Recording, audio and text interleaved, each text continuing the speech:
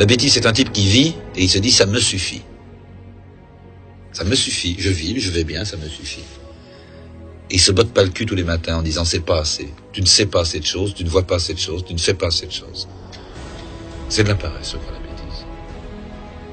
Une espèce de graisse autour du cœur qui arrive, une graisse autour du cerveau. Je crois que c'est ça. Je viens vous parler de démocratie, mais de la vraie, celle qui n'existe pas du tout, et celle qui, je crois, serait capable de nous sortir du pétrin. Je me suis réveillé politiquement à l'occasion d'un débat public en France, où on nous consultait sur une prétendue constitution. Le référendum sur la constitution européenne. Absolument. Les Français votent non, mais finalement on l'adopte quand même. C'est-à-dire qu'on oppose à la souveraineté populaire la souveraineté des représentants du peuple, comme si la souveraineté des représentants du peuple était au-dessus de la souveraineté populaire. Je regarde Zemmour qui vous écoute avec Mais c'est parce passion. que le peuple est con aussi. Non. Le peuple, par exemple, on lui demande de dire oui, il dit non. Alors on leur dit, allez, on vous repose la question, mais soyez pas cons cette fois-ci. Un Français sur 4, ce qui n'est pas mince, 24% des Français estiment qu'un autre régime ou un autre système politique, eh bien, ce serait tout aussi bien. La démocratie, c'est quand même l'élection. Non. Ah si. Non, Ah, si, la démocratie, démos en grec, Oui, ça veut kratos en dire grec, ça veut dire le pouvoir du peuple. Ah, oui. D'accord, non mais attention, il ne faut pas tout mélanger. Dès l'Antiquité, mais avec la modernité aussi, avec des gens comme Spinoza par exemple, ou Rousseau, Montesquieu et d'autres, ils distinguent l'élection de la démocratie. Pour eux, l'élection, si on doit voter pour se nommer des maîtres, finalement des chefs, des dirigeants, c'est qu'on va identifier les meilleurs, logiquement. C'est qu'on considère que nous ne sommes pas tous égaux pour décider et on doit s'en nommer quelques-uns. Et donc, c'est un processus, l'élection est un processus aristocratique. Évidemment, c'est pas une aristocratie comme on l'entend généralement de père en fils, une aristocratie héréditaire par le sang, mais c'est une aristocratie élective, une aristocratie élue. D'abord, je ne suis pas un citoyen. Un citoyen, c'est autonome. Ça vote, il vote lui-même ses lois. Moi, je suis un simple électeur. C'est-à-dire, je suis hétéronome. Je subis la loi écrite par quelqu'un d'autre. Nous appeler citoyens, c'est nous payer de mots. On se la pète, mais on n'est rien du tout. Qu'est-ce qu'on fait dans cette démocratie? Dans cette prétendue démocratie, qu'est-ce qu'on a comme droit? On a le droit de désigner des maîtres politiques qui vont tout décider à notre place pendant 5 ans. On les désigne parmi des gens qu'on n'a même pas choisis. En plus, c'est les plus riches qui les choisissent. Et quand dans le cas éventuel où ils nous trahissent au dernier degré, on n'a pas le moindre moyen de résister. Vous le voyez ici, donc les PME, l'armée, la police, les niveaux de confiance sont élevés. Et surtout, derrière, c'est la dégringolade. 23% seulement de confiance pour les députés, 23% également seulement de confiance pour les médias. Ah, les médias, oui. Et 8% de Français seulement qui font confiance aux partis politiques. 8% de Français qui font confiance aux partis politiques.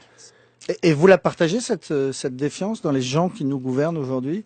Il y en a que vous aimez bien, d'autres que vous aimez moins? Non, mais je suis vraiment contre la démocratie représentative, quoi. C'est un régime qui doit cesser. Donc, quel que soit le gouvernement en place, ça changera rien pour moi. Enfin, c'est pas le problème. Le problème, c'est qu'il faut rendre. Vous savez, c'est bizarre parce que la Révolution française s'est faite quand même en grande partie sur les idées de Rousseau, qui ne reconnaissait qu'une seule forme possible de démocratie, c'est la démocratie directe. Donc, tout ça a été très rapidement confisqué. Et le pouvoir n'est jamais revenu à la population. La France n'est pas une démocratie? Ben non, c'est pas élire des gens de temps en temps qui fait une démocratie, quoi. C'est vraiment de voter sur les projets. On n'arrive même pas à formuler la solution. On a besoin de la démocratie, mais on n'arrive pas à le dire puisque le mot est pris par son contraire. C'est génial d'avoir inversé les mots. C'est du Big Brother, absolument. Hein. Ça s'est pas passé par hasard. C'était pas bien au début, en 1789, quand ça a commencé il y a 200 ans, et puis ça s'est pas dégradé. C'est pas du tout ça. Sieyès, un grand penseur de la Révolution française, une pointure, je ne vous parle pas d'un second couteau, écrivait en 1789 « Les citoyens qui se donnent à eux-mêmes des représentants doivent renoncer à faire eux-mêmes les lois. Ils n'ont pas de volonté particulière à imposer. S'ils dictaient des volontés, la France ne serait plus cet État représentatif, ce serait un État démocratique. » Le peuple, c'est toujours du Sieyès, le peuple, je le répète, dans un pays qui n'est pas une démocratie, et la France ne saurait l'être, le peuple ne peut parler et ne peut agir que par ses représentants. Attends, ce gars-là n'était pas un démocrate. L'autorité, c'est la force qui obtient une obéissance consentie. La force qui obtient une obéissance consentie.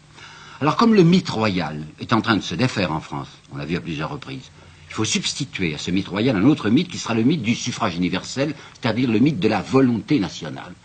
Et cette fois, ça sera extrêmement puissant comme rempart. C'est la volonté nationale elle-même qui décide qu'il faut faire une république, par exemple, conservatrice. Alors quiconque se soulèverait contre un gouvernement républicain se soulève contre la liberté, puisque c'est la liberté qui s'est exprimée et qui règne à l'aide du suffrage universel. Alors vous voyez quel attentat monstrueux. On peut mobiliser toutes les forces nationales contre ceux qui prétendaient lutter contre un gouvernement dit démocratique.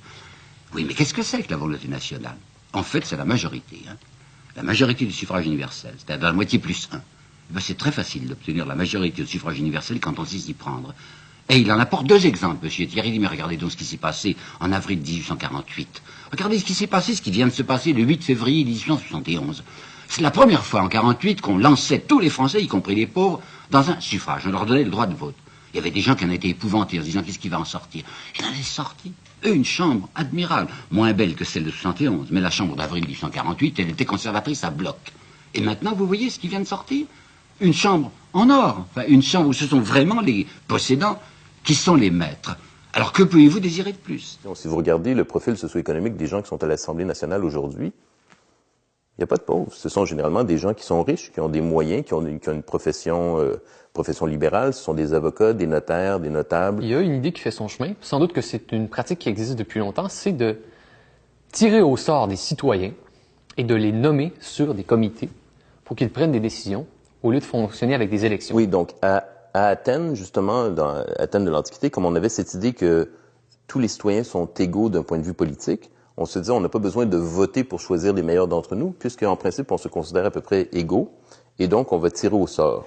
Le tirage au sort, à Athènes, il donnait un tout petit peu de pouvoir, pas longtemps, et jamais 2 fois de suite, avec plein de contrôles qu'il faudrait prendre le temps d'expliquer, ce qui fait que les Athéniens, ils donnaient ce petit peu de pouvoir pour le garder pour eux.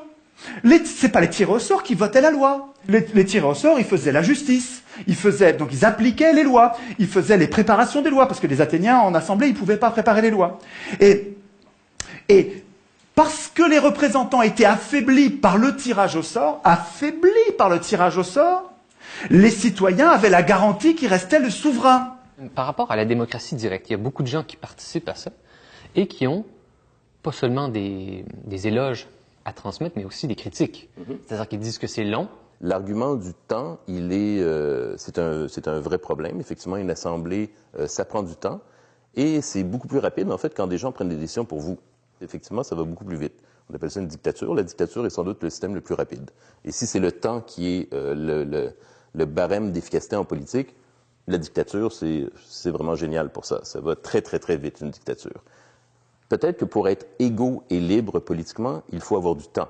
Le capitalisme, si il pouvait nous faire travailler tout le temps, il nous ferait travailler tout le temps. Il n'y a pas de problème, c'est à peu près ça qu'il faisait au 19e siècle. Et donc, évidemment, là, vous n'avez pas de temps.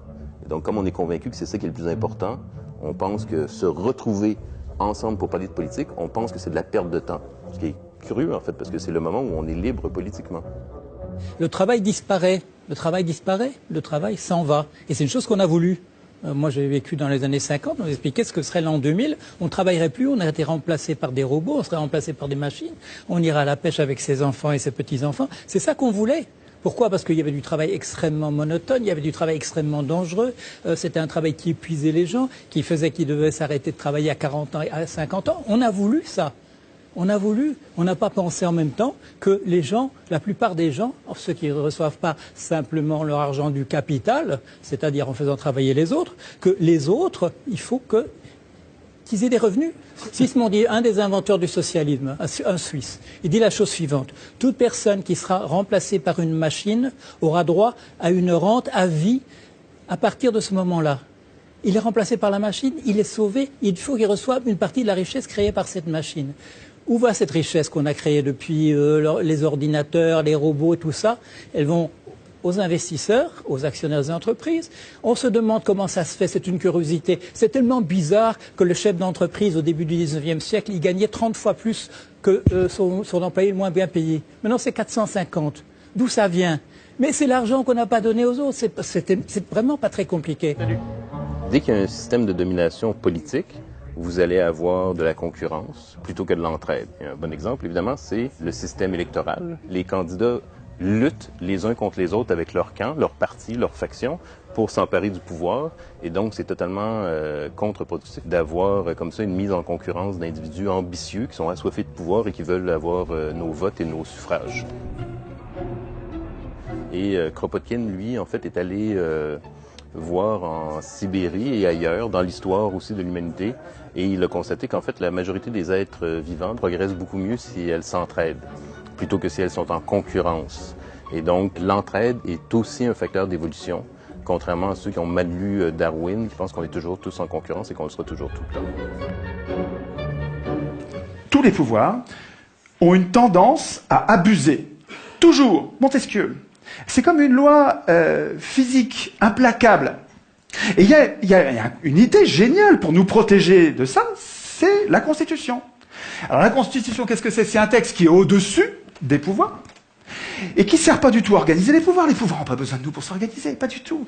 La Constitution, tous les citoyens devraient savoir ça. La Constitution, ça sert à affaiblir les pouvoirs. Ça sert à inquiéter les pouvoirs pour nous protéger, nous. Nous protéger, nous, contre les abus de pouvoir. Mais attendez, si les représentants doivent craindre la Constitution, il ne faut pas qu'ils l'écrivent eux-mêmes. Sinon, s'ils l'écrivent eux-mêmes, ils vont programmer leur puissance et notre impuissance. Enfin, un enfant comprend ça. Donc l'idée centrale, mais vraiment c'est une idée essentielle, c'est que c'est pas aux hommes au pouvoir d'écrire les règles du pouvoir, et c'est pas à eux, il faut pas attendre que ce soit eux qui renoncent à écrire le pouvoir, ils renoncera jamais, la solution elle viendra pas d'eux, elle viendra de nous, c'est à nous de leur interdire d'écrire la Constitution. Ça c'est vraiment l'idée, à mon avis, l'idée essentielle qui nous manque. Il faut que vous connaissiez cette pensée d'Alain, qui est un penseur formidable, qui disait « Le trait le plus visible de l'homme juste ». Et de ne point vouloir du tout gouverner les autres. Et de se gouverner seulement lui-même. Cela décide tout. Autant dire que les pires gouverneront. Si les gens bons ne veulent pas gouverner, et qu'on donne le pouvoir, comme dans le gouvernement représentatif, à ceux qui le veulent, les pires gouverneront. Ce piège, qui est désespérant d'Alain, Alain, il a raison quand il dit ça, il a raison dans le gouvernement représentatif. Parce que tant qu'on donne le pouvoir à ceux qui le veulent, tous les gens qui sont justes, qui sont bons, qui ne veulent pas du pouvoir, on ne les aura pas. Il y a actuellement une idéologie à peu près dominante qui consiste à dire à peu près l'histoire politique de l'humanité est terminée. Nous avons trouvé la société parfaite. Bien sûr, elle n'est pas parfaite, mais c'est tout ce que l'humanité peut donner. Alors, si on fait la liste de tout ce que l'humanité peut donner, avec la situation actuelle, avec les ventes d'armes à l'Iran, avec le Iran Gate, avec la mort par inanition d'une énorme partie du tiers-monde, avec la rivalité entre les deux grands, quels que soient les accords qui passent, etc., qui peut d'un moment à un autre déboucher à une catastrophe, avec les problèmes écologiques fantastiques qui existent. Bon, on s'aperçoit que cette position, l'histoire politique de l'humanité serait terminée, qu'on a trouvé la forme parfaite, est absolument inacceptable. C'est qu'il nous faut autre chose. Et cette autre chose ne pourra être à la mesure des problèmes qui se posent que si effectivement il y a un changement des attitudes de la population, du peuple, des gens, de vous, de moi, des autres. C'est-à-dire qu'ils comprendront qu'il y a quelque chose qui s'appelle la chose publique, et cette chose publique n'est pas ce monstre qui est dans un coin, c'est nos affaires, que ça nous concerne, et que si on s'en occupe, ça nous retombera sur la tête, dans le cas extrême sous forme de bombes nucléaires, dans d'autres cas sous d'autres formes. Allez sur le message.org qui a été fait par l'un d'entre vous. Il me semble que nous devrions, comme des virus, à la base, sans attendre que des médias ou des gens puissants se passent quelque chose, il faut qu'à la base, nous passions le mot entre nous en disant « il ne faut plus que l'Assemblée constituante soit élue, il faut absolument que l'Assemblée constituante soit tirée au sort ». De là, tout va découler.